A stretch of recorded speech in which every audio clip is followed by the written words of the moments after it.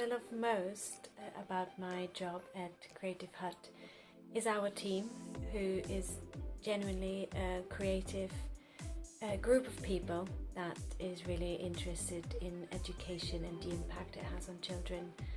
And that is also what I love most about my role, is that it directly can have an impact on children and their education. There is this moment when children play and it almost gets a bit too quiet and you kind of want to see what they're up to. And the same thing can happen in education. Learning and playing are so similar, or for children are actually the same, is when that moment happens, when they're so stuck in to what they're doing that they kind of forget everything around them, and then it's almost too quiet.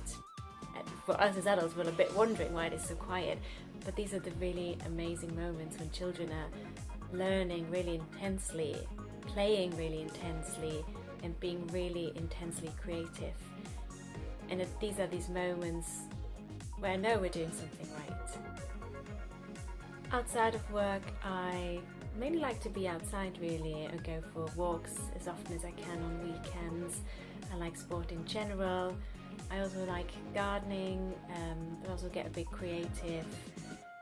Work with woods, for example, making some raised beds for my garden and things like that. I always say I would play the triangle if I was in a band.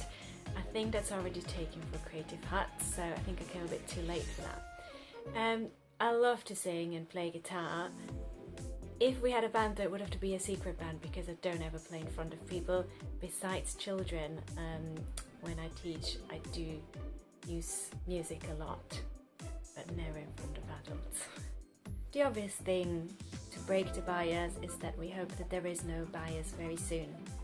At the moment, it is quite important to push that girls in STEM is really important, but I do hope that soon we don't have to point out that we specifically have to do something to get girls interested in STEM, because it should just be an opportunity as much as it is for boys.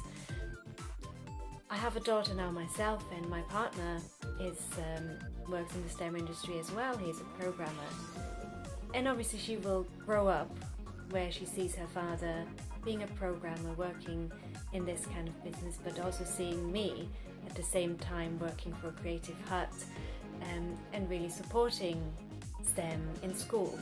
And I specifically say not for girls, not for boys, for schools, for children.